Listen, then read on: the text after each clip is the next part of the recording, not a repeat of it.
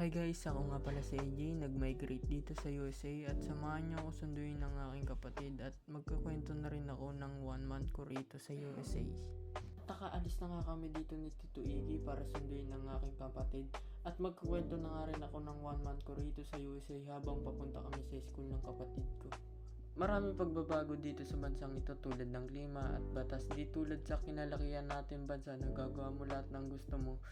Sa Pilipinas din naman may batas pero iba pa rin ang Pilipinas at sa language nila yung iba dito di marunong mag-English kaya minsan nahihirapan akong kausapin sila kasi di sila marunong mag-English. At umiikot lang ang mundo ko dito.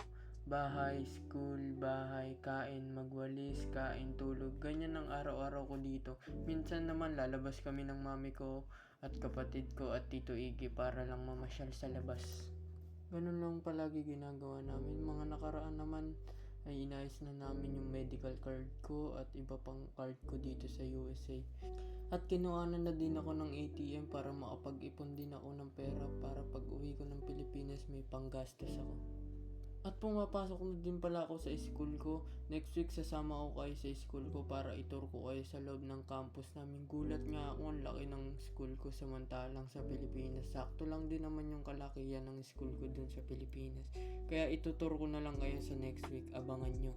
At guys, may papaabangan din ako sa inyo na part. Siguro ang title ko is Snow dahil pupunta kami sa Snow. Dahil first time ko makakapunta doon kaya samahan nyo ako magpunta doon.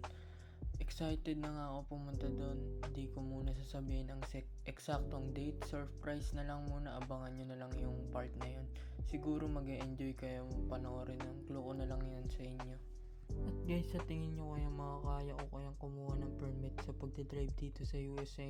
Comment down below. Malapit na nga kami dito sa school ng kapatid ko dahil maaga pa naman.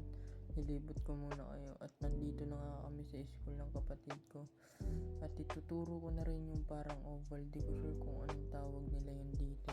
Yung tinuturo ko guys sa inyo, sinabi ko sa inyo parang oval at lalapitan natin para mas makita nyo yung sinasabi kong oval. At sakto may naglalaro ng soccer guys. Ngayon pupuntahan natin yung isa pang magandang spot pang picture, pang couple picture. Kasi yun yung sinasabi kong pwede mag-couple picture tsaka mag-picture. Kaya puntahan na natin yung kapatid ko nung oras na rin eh. At yan guys, at nakalabas na nga pala siya. At di ko na rin nabigyan yung pag-antay ko. Sige, at tatanungin ko siya kung may assignment ba siya. Tapos kamusta yung pag-aaral niya. How your school? Good. Do you have any assignment? Yeah. What kind? At yan guys, uuwi na nga pala kami. Salamat sa panonood at tinanong ko na rin yung kapatid ko. Good naman daw siya. Kaya salamat sa inyo guys. Peace out. Bye bye.